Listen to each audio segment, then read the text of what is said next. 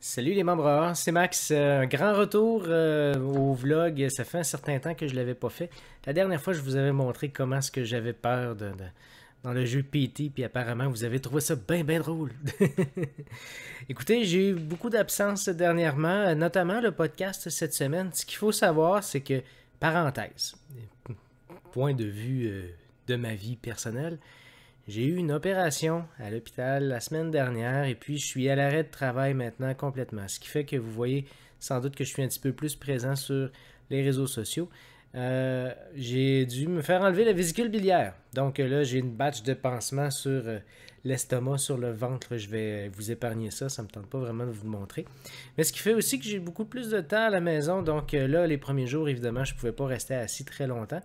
Là, au moins, pour rester assis dans une chaise, là, ça va mieux, là. Ça fait moins mal, donc c'est plus confortable.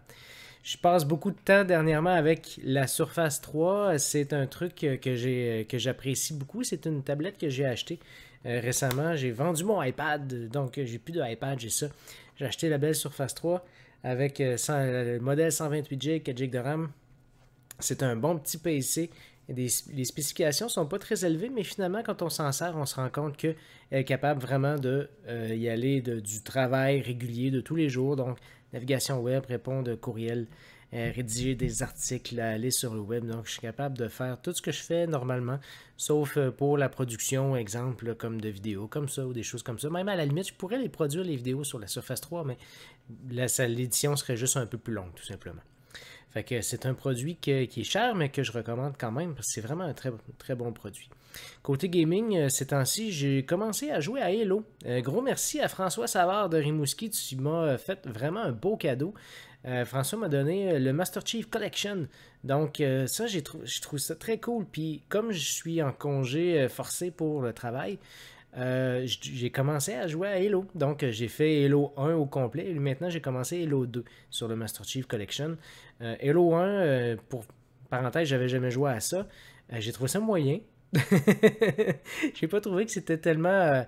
Que c'était super original. Ça me rappelait Doom, en fait, là, surtout les 3-4 derniers chapitres là, du jeu. Parce qu'il y a comme plein d'infectés partout, puis on est dans l'espace. Ça me fait vraiment penser à Doom.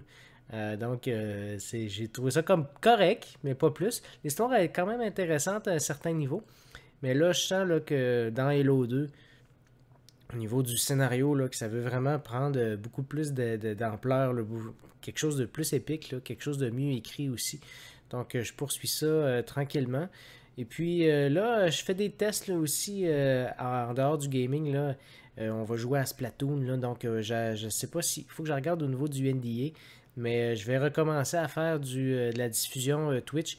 Et comme je suis en congé un gros mois, ben, je vais probablement faire des diffusions Twitch une grosse partie de mes journées, presque à tous les jours probablement.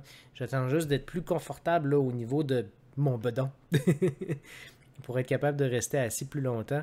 Puis d'avoir un setup plus intéressant pour ça.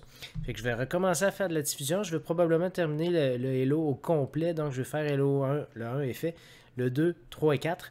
Et puis ensuite, je vais faire des diffusions avec Splatoon aussi. Là, le NDA va être terminé. Fait qu'on va pouvoir faire de la diffusion sur Twitch de ça. Fait qu'on va avoir bien du fun ensemble. Puis évidemment, sur Twitch, je vais continuer à faire mes diffusions de Call of Duty Advanced Warfare. Vous, de votre côté, j'espère que ça va bien. J'ai reçu encore quelques dons récemment. Ça, c'est pour vous autres, c'est peut-être pas beaucoup, mais pour nous autres, ça nous appuie énormément. Là, d'ailleurs, un truc est très intéressant au niveau du site web. On est renouvelé pour un an de plus, donc ça a été remboursé. Fait que je suis super content. Puis c'est grâce à vous, grâce à votre support sur Patreon, puis à votre support pour ceux qui ont donné des dons via PayPal aussi. Je trouve ça très cool.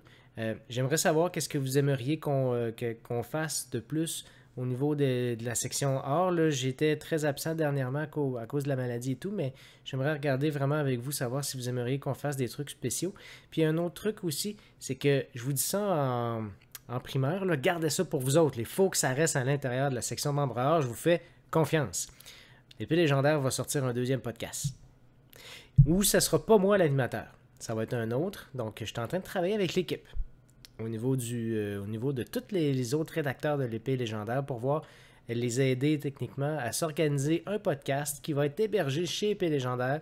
Ça va être un autre concept. Ça ne sera pas nécessairement du jeu vidéo, mais ils vont pouvoir en parler.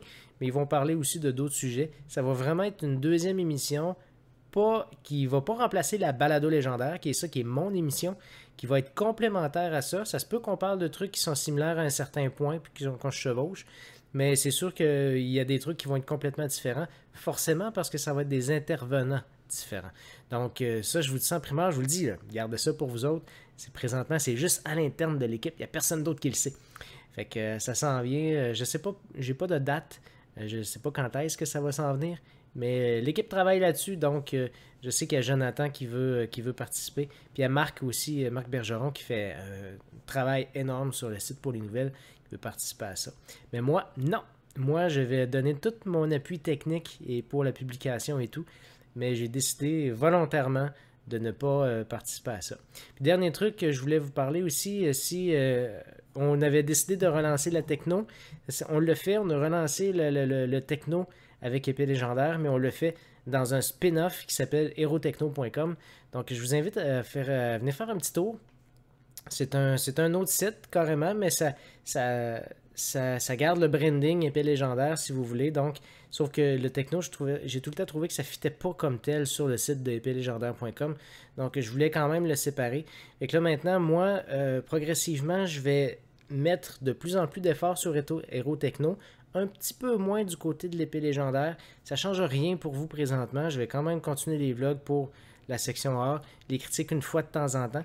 Mais je vais concentrer mes efforts pour le techno, le temps de faire grossir ce site-là. Puis après ça, on va voir qu'est-ce qui se passe avec ça. Ultimement, je reste le proprio, si on veut, de tous ces sites-là au complet. Fait que c'est vraiment une expérience qu'on tente présentement. C'est vraiment un spin-off. Puis on espère que ça va fonctionner. Je vous laisse là-dessus. J'espère que vous avez apprécié ce vlog pour aujourd'hui. Si vous avez des commentaires, laissez ça au bas de l'article. Pas sur YouTube parce que j'y pense pas tout le temps des voir. Fait qu'au bas de l'article, directement dans la section art de Épée Légendaire. Et puis, nous en rendez-vous une prochaine fois. J'espère que ça va être moins long pour la prochaine fois. Bye tout le monde.